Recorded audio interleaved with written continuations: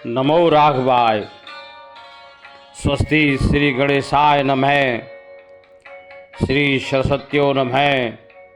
श्री गुरुभ्यो नमः। बंधुओं,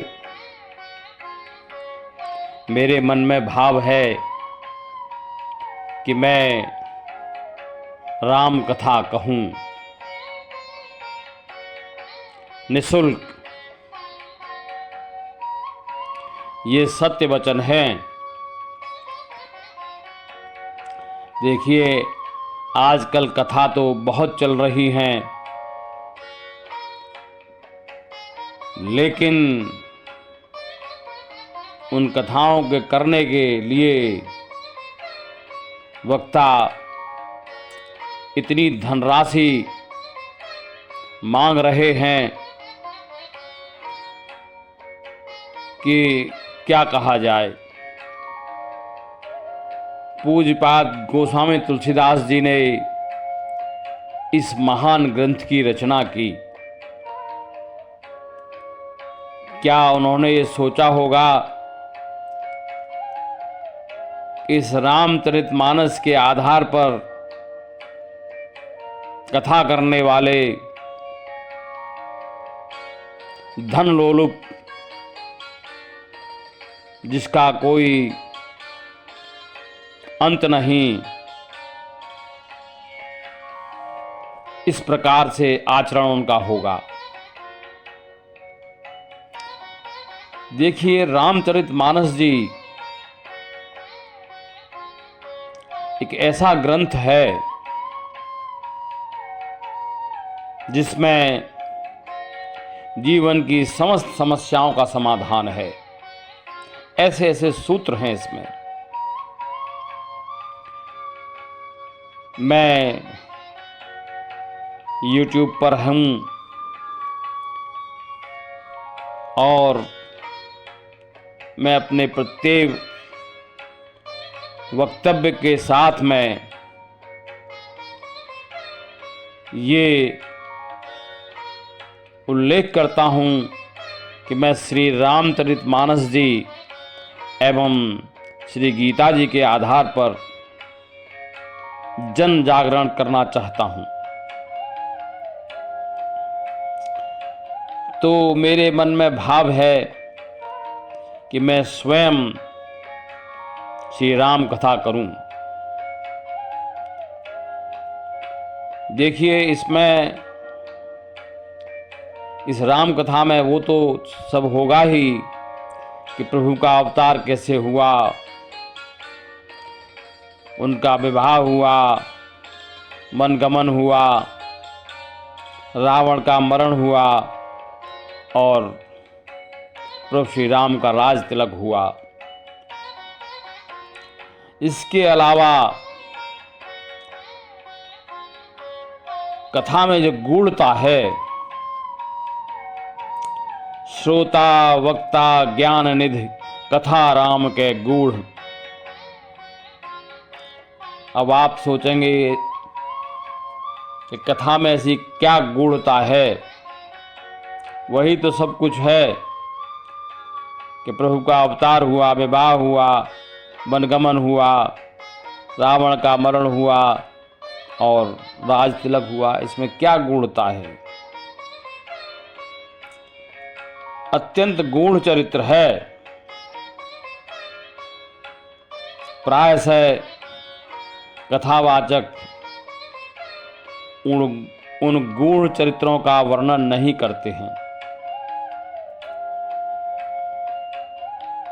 याज्ञवल्क्य जो कथा सुहाई, भरद्वाज मुनि बरहि सुनाई। कहऊँ सोई संवाद बखाने, सुनऊ सकल सज्जन सुखमानी। शंभु कीन यह चरित सुहावा, बहुरी कृपा करि उमई सुनावा। याज्ञवल्क्य परम विवेकी मुनि हैं और वो भरद्वाज जी को राम कथा सुना रहे हैं।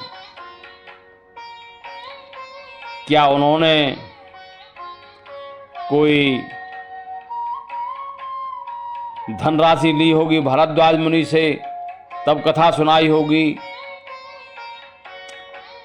गोस्वामी तुलसीदास जी कहते हैं, कहियो सोई संवाद बखाने, सुनो सकल सज्जन सुखमानी। मैं उसी संवाद का बखान कर रहा हूँ और इसको सुनकर समस्त सज्जन लोग सुख की अनुभूति करेंगे। सुनो सकल सज्जन सुखमानी। सम्मुखीन यह चरित सुहावा, बहुरी कृपा कर उमई सुनावा। भगवान शंकर ने इस सुहावने चरित्र का निर्माण किया, इसको बनाया। रच महेश निज मानस राखा, पाए सुसमय सिवासन भाखा। वही भाव है, सम्मुखीन यह चरित सुहावा, बहुरी कृपा कर उमई सुनावा।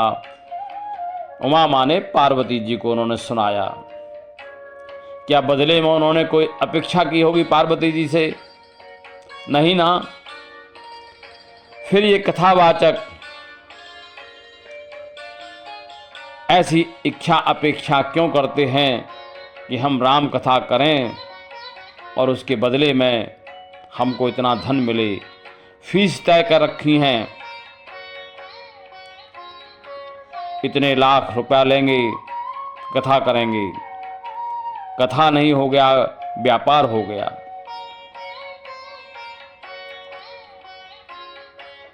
तो मेरे मन में यह भाव आया कि मैं राम कथा कहूँ निःशुल्क। यह सच्ची बात है, कोई छुपा हुआ एजेंडा नहीं है। मैं उत्तर प्रदेश के गाजियाबाद शहर में रहता हूँ, तो वैसे तो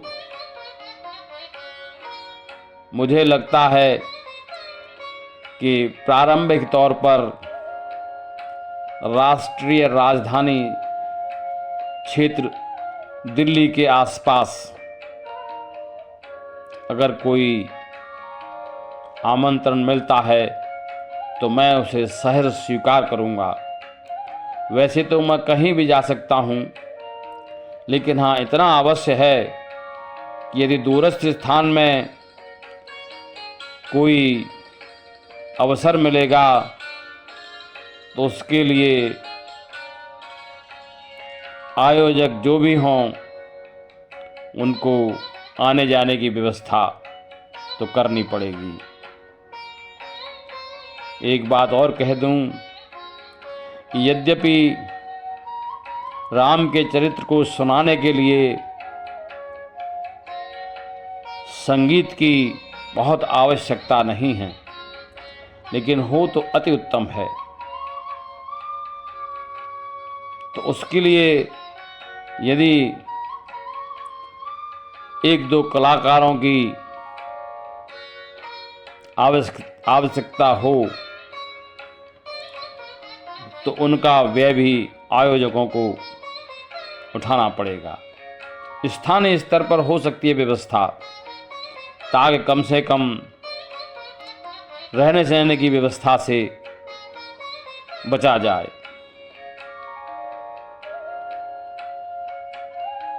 और इसके लिए कोई बहुत बड़ी व्यवस्था की आवश्यकता नहीं है। कहीं मंदिर हैं जिनमें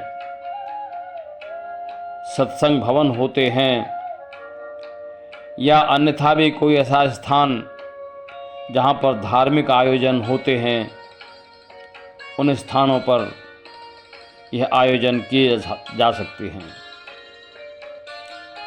और इतना मैं आश्वस्त कर दूं, मैं इस कथा को यथा शक्ति यथा बुद्धि इसके साथ न्याय करने का प्रयास करूंगा। हाँ, इतना अवश्य है कि आमंत्रण तो